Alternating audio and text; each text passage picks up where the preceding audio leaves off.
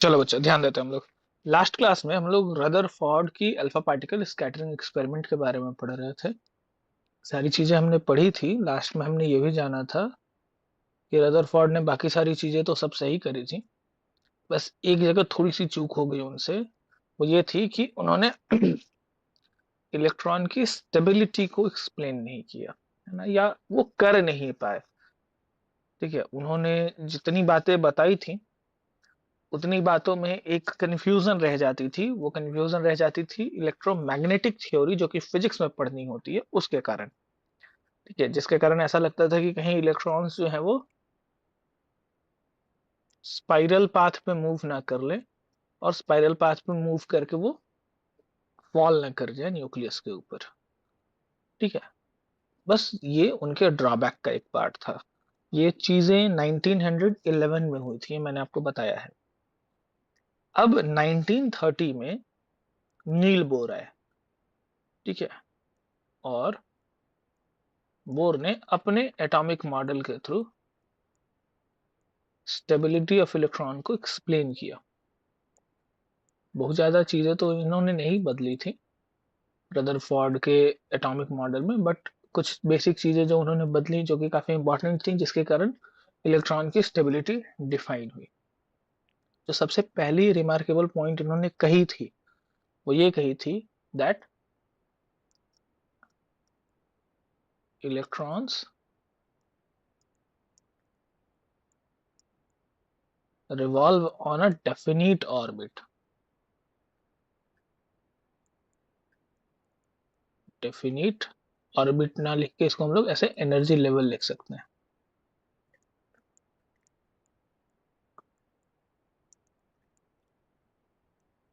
ठीक है,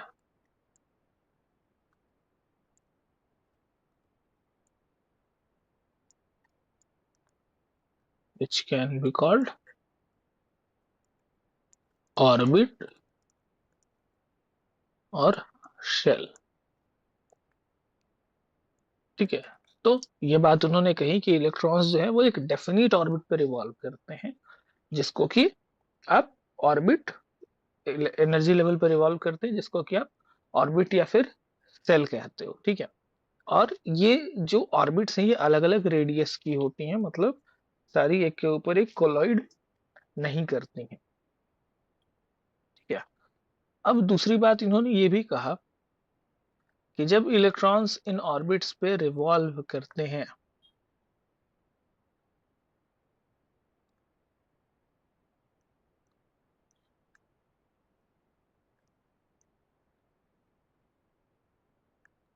जब वो अपने ऑर्बिट पे रिवॉल्व कर रहे होते हैं, they do not radiate any energy. वो किसी भी तरीके की एनर्जी को रेडिएट नहीं कर रहे होते हैं।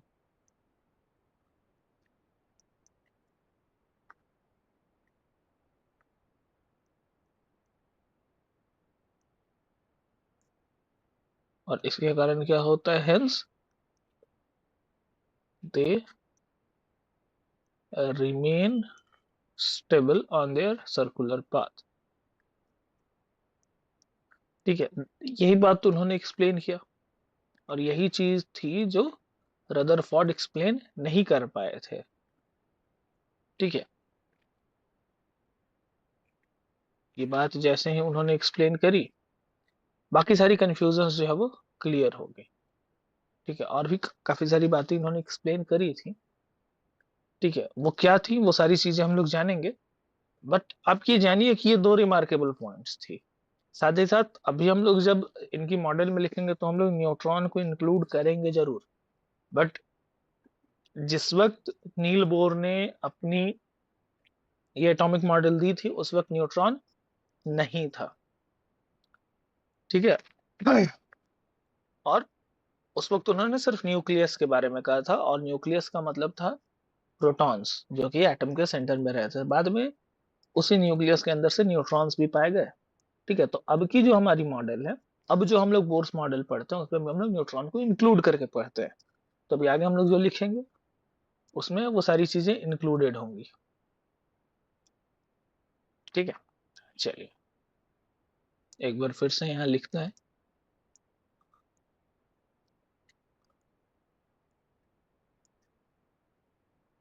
बोर्स एटॉमिक मॉडल, और यहाँ सारी पॉइंट्स को हम लोग लिखते चलेंगे, है ना। पहले वाले में सिर्फ दो इंपॉर्टेंट पॉइंट्स थी। सबसे पहली पॉइंट, कब इन्होंने किया, 1913 में। जिन्होंने किया इनका नाम था नील बोर।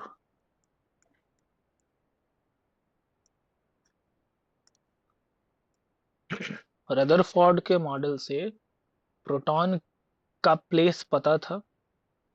ये पता था कि इलेक्ट्रॉन लगभग लगभग खाली है। अब बस ये जानना था कि इलेक्ट्रॉन्स का मूवमेंट कैसे है, इलेक्ट्रॉन किस तरीके से रिवॉल्व कर रहे हैं या कैसे स्टेबिलिटी को मेंटेन कर रहे हैं। ठीक है, तो नील बोर या कोई भी दूसरे से भी साइंटिस्ट आते तो उनका यही पार्ट बचा था। सो इन 1913 Niels Bohr explained the stability of electron.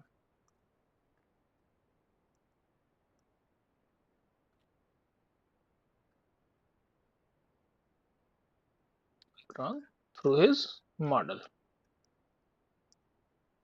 अपने मॉडल के थ्रू उन्होंने इलेक्ट्रॉन की स्टेबिलिटी को एक्सप्लेन किया। क्या बताया इन्होंने, तो सबसे पहले तो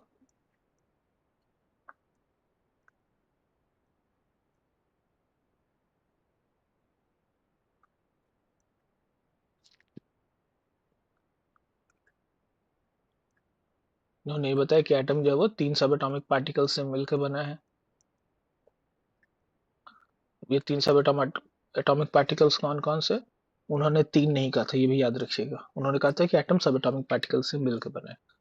ठीक है, अब हम लोग जानते हैं कि तीन है। तीन कौन कौन से, इलेक्ट्रॉन्स, प्रोटॉन्स एंड न्यूट्रॉन्स। ठीक है, अगली पॉइंट क्या कही थी उन्होंने,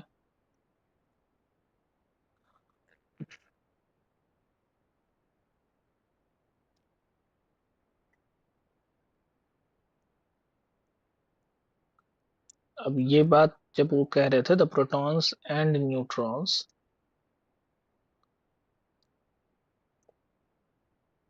आर लोकेटेड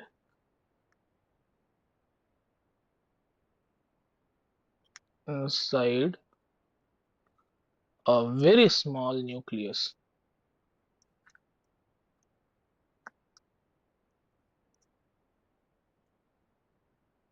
the atom। अब ये न्यूक्लियस कहाँ रहता है,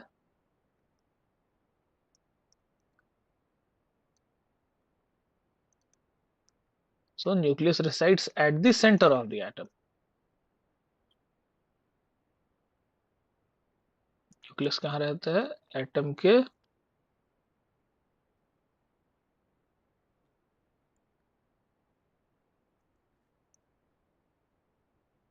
सेंटर पर। ठीक है, आगे फिर वही बातें इन्होंने भी कही जो रदरफोर्ड ने कही थी। क्या, कि एटम का लगभग हिस्सा खाली है।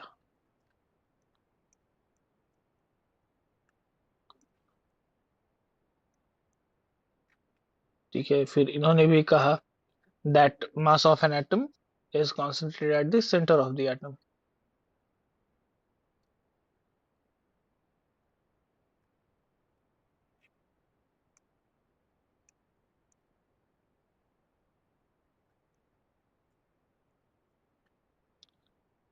ठीक है, ये बातें इन्होंने कही। और भी कुछ पॉइंट्स थे, इसको आप लिख रहे हो अभी,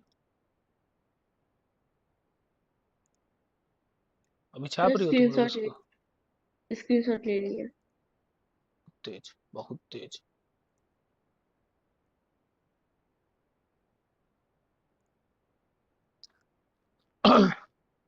आगे बढ़े।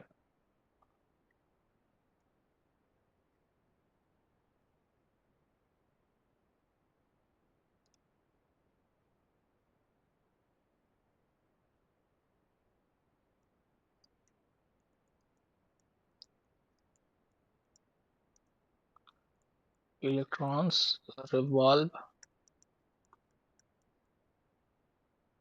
rapidly around the nucleus, nucleus के अराउंड, काफी रैपिडली रिवॉल्व करते हैं ऑन अ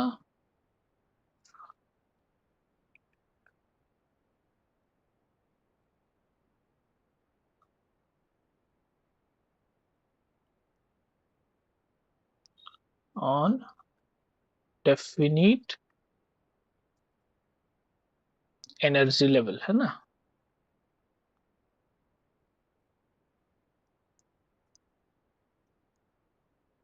जिसका नाम दिया गया ऑर्बिट्स। अब ये ऑर्बिट्स जो थे इनकी नेमिंग की गई। These orbits were named as, क्या नाम रखा गया था इनका?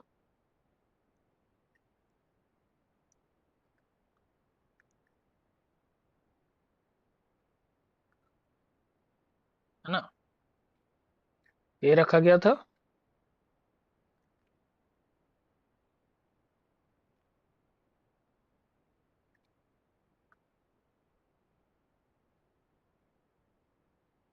The maximum number of electrons होगा, sorry.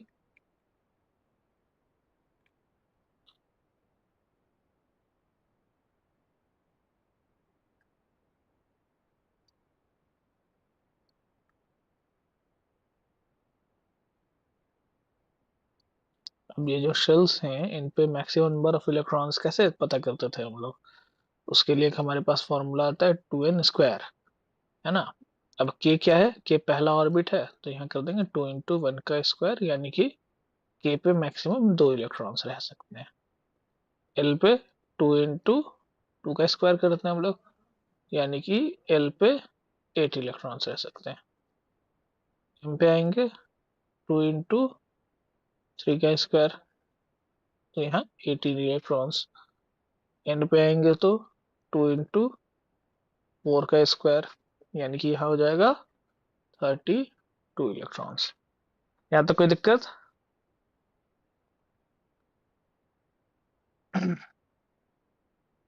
No sir.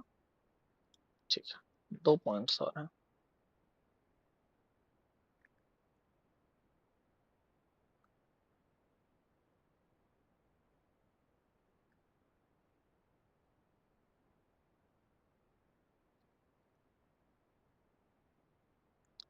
Each shell has different energy level. आप अलग अलग शेल्स की बात करोगे, सबकी एनर्जी लेवल क्या है? अलग अलग है। के की एनर्जी कम होगी, एल की उससे ज्यादा होगी, एम की उससे ज्यादा होगी, एन की उससे ज्यादा होगी, है ना।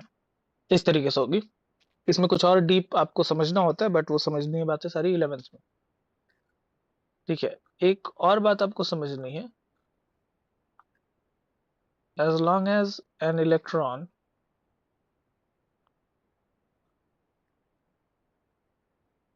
keeps on revolving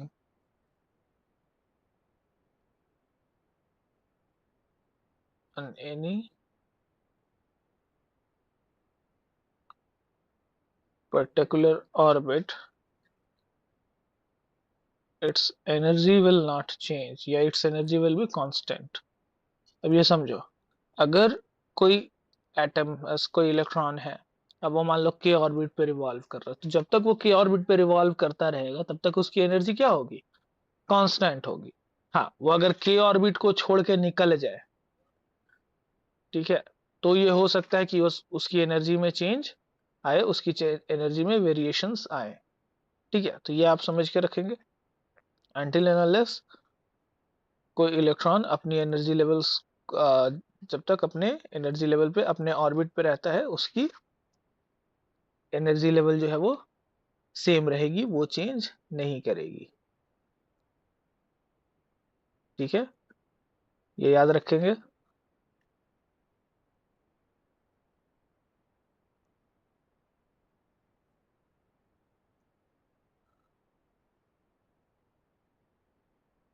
थोड़ा हम लोग स्ट्रक्चर देख लेते हैं जो नील बोर साहब ने बताया था उसको।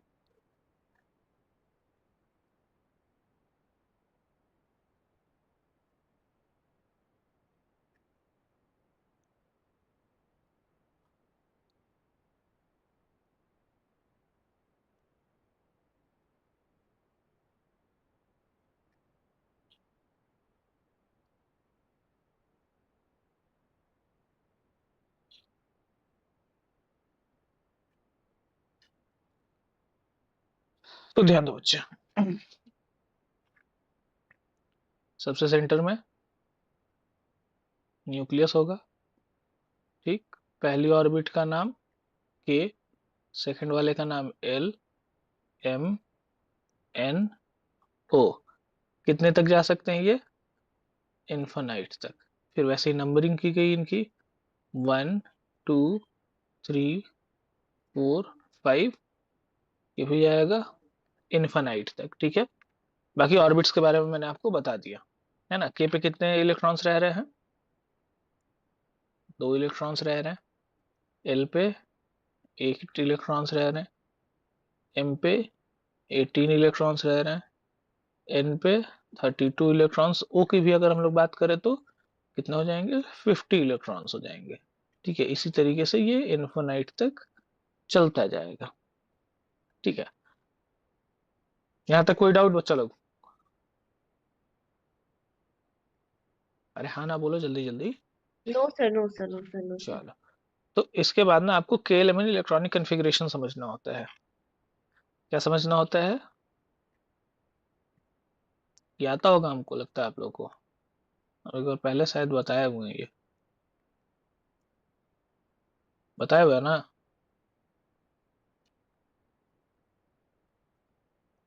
बोलो,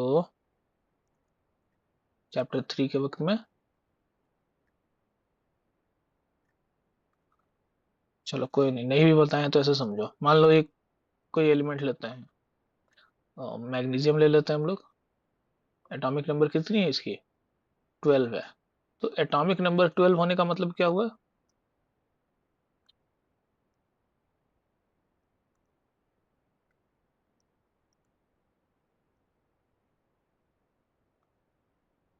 न्यूट्रल एटम के केस में, न्यूट्रल एटम के केस में एटॉमिक नंबर जो होता है वो नंबर ऑफ इलेक्ट्रॉन के बराबर होता है।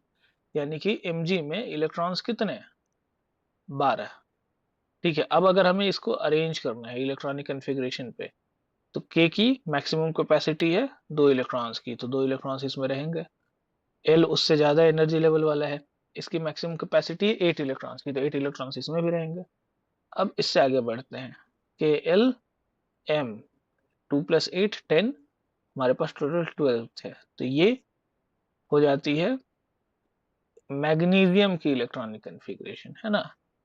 और अगर नील बोर साहब ने जो मॉडल बताया, उस मॉडल के बेसिस पे अगर हम लोग इसको सेट करने की कोशिश करें, तो कुछ ऐसा देखने को मिलेगा हम लोग को।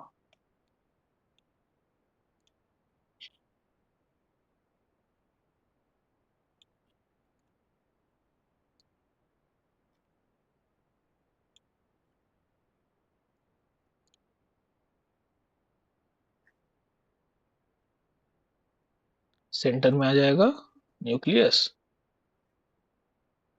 पॉजिटिवली चार्ज,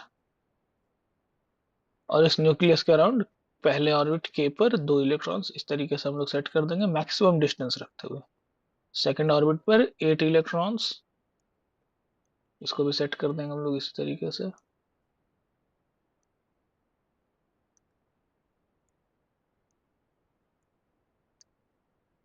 और फिर next outermost orbit M पर 2 इलेक्ट्रॉन्स, इस तरीके से अरेंज कर देंगे इसको।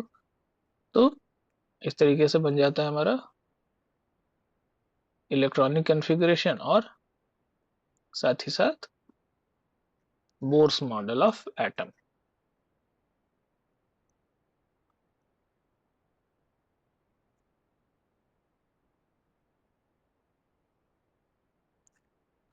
ठीक है बच्चे, हो जाएगा। इस तरीके से अगर आपको बाकी एलिमेंट्स के लिए बोला जाए करने को, तो आप कर सकते हैं। Tania, yes sir. कर लोगी ना?